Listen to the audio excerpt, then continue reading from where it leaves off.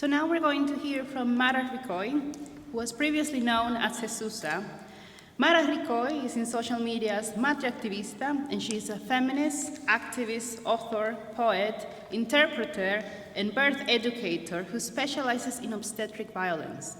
She is also a mother of 3 children, a survivor of sexual violence, and the founder of the international movement, the Roses Revolution. Please welcome Mara.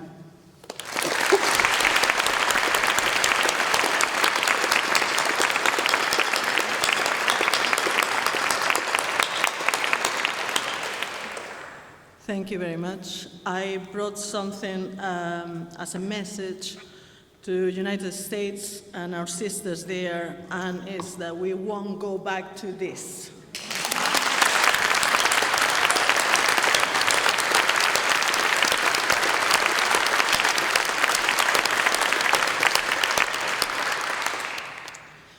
So thank you very much to Women's Place UK and With Woman for having me here. I always like to start my talks by thanking the line of women that got me here somehow, but also the special women in my life. The first ones I would like to mention tonight is my sisters from Philia.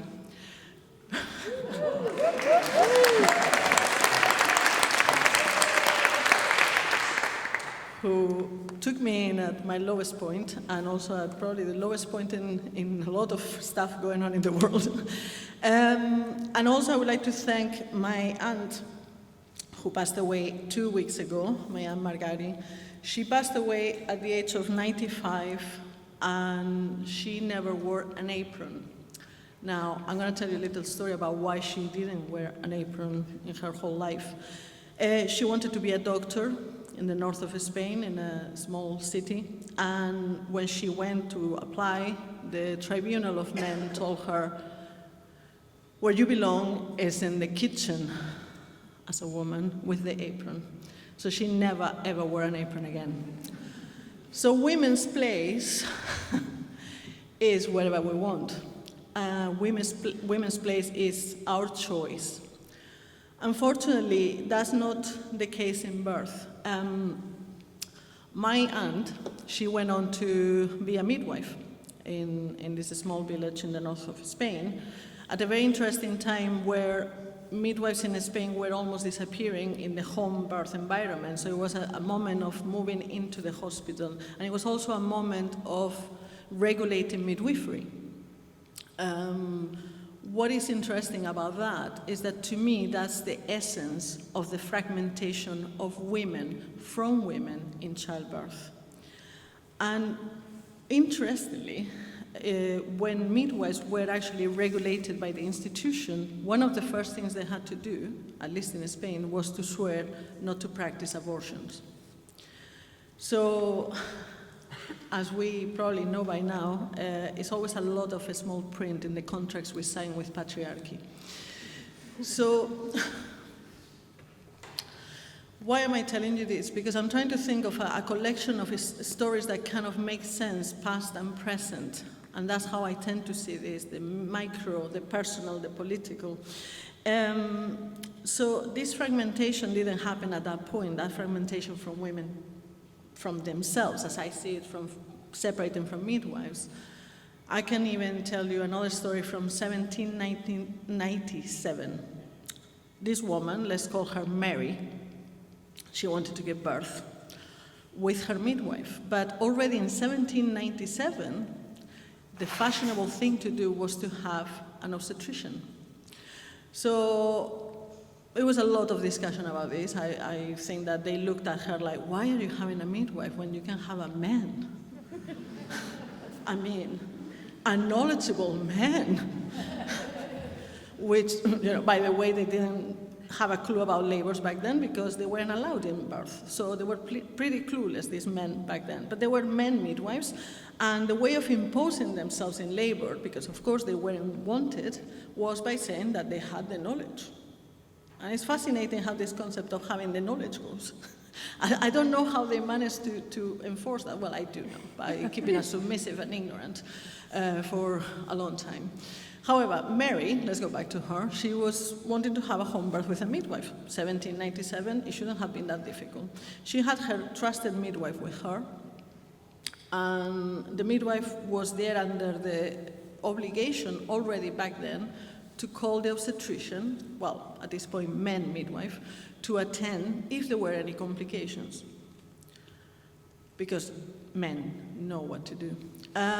So the midwife actually attended the birth, and unfortunately, the placenta after the birth became retained. Now, for those of you that you're not familiar with birth, this is an occurrence that can happen. It's not a major complication nowadays, and it can be easily resolved, generally speaking, with an injection of oxytocin. This placenta, however, wasn't detaching from the uterus as it should do after the labor. So beautifully, the midwife called the obstetrician. A first unexperienced obstetrician came in, put his hands inside Mary, didn't figure out what to do, so they called a more senior obstetrician, which also put his hands inside Mary. He managed to take the placenta out, but he left behind infection, of course, because back then they still didn't figure out that they have to wash their hands the way that we now post-COVID do compulsively. And these men midwives tend to deal with dead bodies as well, so they will go from inspecting a cadaver and then putting their hands inside the uterus of a woman. Mary died of sepsis about, I think it was 9 days after the birth. And we have to wonder what could have happened, because interestingly, Mary, which was obviously quite as stubborn as patriarchy called the women that have any ideas of their own, was writing a book at the time in which she talked about a protagonist in the book, also called Mary, who dies 11 days after giving birth to a child. She also, interestingly, in that book, fantasized about a community of women. Now, we don't know how that book will end, but we know that that woman was Mary Wollstonecraft, and her baby was Mary Shelley. And I like to tell this story, and forgive me because I tend to repeat it. But because for me, it's absolutely intrinsical to feminism that we talk about birth. It's that obvious and that important. So we can talk about Mary, and we can talk about sepsis, and we can think, well, that was 1797. We now know that we have to wash our hands. Because, by the way, they took only 80 years in figuring that out. And while they managed to figure it out, they blame women for their sepsis. They used to say that perhaps was something weird that was coming from their breast. Maybe it was breast milk coming out. So women, of course, are always to blame. You probably know that by now. So what happens in 2011 Spain? A woman called Susana is giving birth to her first baby, 2011, and she goes to hospital. She's having irregular contractions, normal in the early stages of labor, but she all of a sudden enters the hospital, and therefore she's placed in what Sheila Kissinger used to call the conveyor belt. So she's treated like a, I don't know exactly what, like a thing probably, that's how she described it. And lots of people look at her. They make her believe that she needs to be induced. Well, they didn't even explain things to her. 2011, we know that we should wash our hands. We know that we shouldn't be also examining women too often, because despite washing our hands and despite using latest latex gloves, we can still increase the risk of infection to a woman if you do too many vaginal examinations. I see some midwives nodding.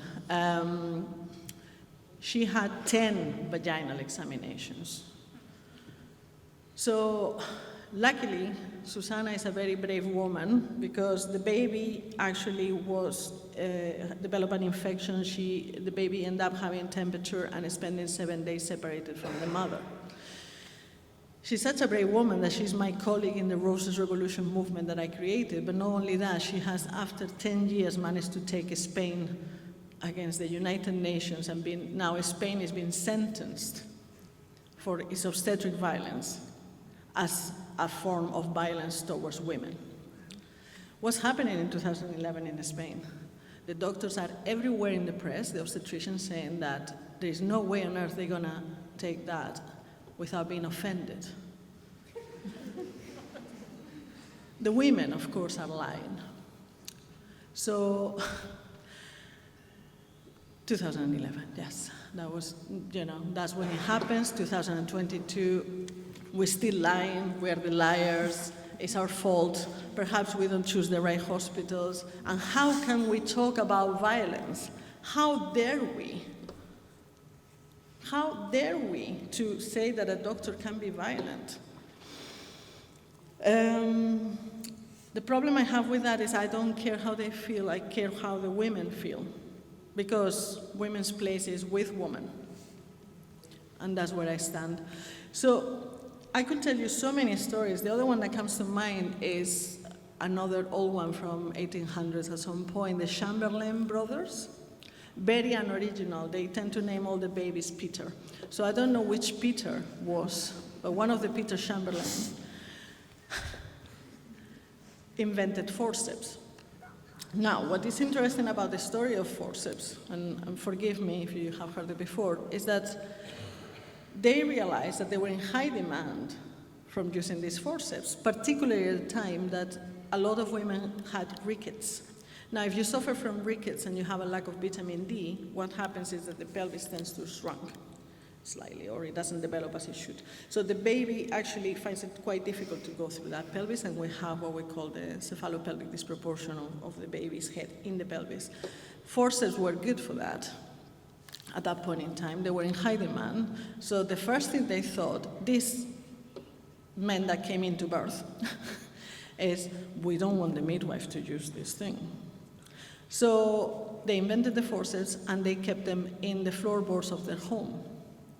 Not only that, they blindfolded the women while in labor, so they couldn't tell the midwives how the forceps looked like. I'm not kidding you, this is what they did.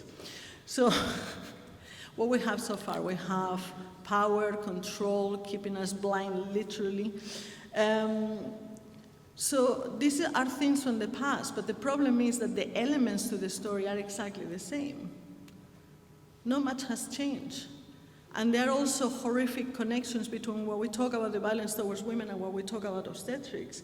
I was listening to Marion, and she's talking about this husband jumping on the belly. The first thing that comes to my mind is Christeller's maneuver, which is something that today on Twitter, when I say to people in my Twitter, what would you like to know about obstetric violence? A Spanish woman said to me, I would like to know how necessary it was that I had a Christeller's maneuver. Now, Christeller's maneuver is something that is completely, in the UK, I believe it's a thing from the past. It's actually thought of being damaging. It has great risk, and it means that somebody presses the uterus of the woman while giving birth, as if she was a, toothpaste. And I'm sorry, I'm not objectifying the woman. I think they do when they do that. So they press, and in Spain it goes to the point that I have heard the stories of the obstetrician saying to the husband, help me here, you push. I have to tell this woman, no, that is not necessary. Not only that, they shouldn't have done that to you. But when all these women come with the stories, once I asked in Facebook about obstetric violence, and I got about 300 stories, when I ask about these stories, the conclusion is the same. They ask me of the specifics. Should I have had an induction? Was it okay that they left me for 8 hours without talking to me? Was it okay that they took my baby? They never showed it to me. Was it really necessary that they asked my husband to push my belly? Was it necessary that they cut me on the vulva? The answer to that is we have to go back to the fact that women should own their bodies, but not only that, the knowledge to their bodies. Because what has happened to us is that we're terrified of ourselves. And we are lost. And it shouldn't be the case. It shouldn't be the case, and this starts at a point where women are just controlled under patriarchy. I don't know how far it goes, I don't know exactly what it is, and I could tell you the specifics of obstetric violence, I could tell you what is it that causes obstetric violence, but I am fed up of explaining harm to women. It's basic. We don't need a definition to know that we're hurting someone, that we're doing something wrong. The other horrible story, and I'm sorry, but I think we need some awareness of this. I don't know how we do. 1 minute? Well, that's a challenge, Raquel. No, it's fine. Well, I won't tell you the story. Meet me later for drinks and I'll tell you. It'd be much happier if we do it that way. But what I would like to say is that the place of women, and I was coming back to something, the other day I had the great privilege of meeting a woman expert in matriarchy. I won't say her name in German because that will be the minute, probably I cannot remember it. But basically, Heidi Abendroth, I asked her, what happens in matriarchal societies like the Mosuo when women are giving birth? It's women only, isn't it? And she said, we wanted to ask the Mosuo women about this, and the interpreters say, we can't possibly ask the matriarchs about this. It's too offensive. Of course it's women only. Birth is a women issue. And birth is a feminist issue. So that's all I have to say.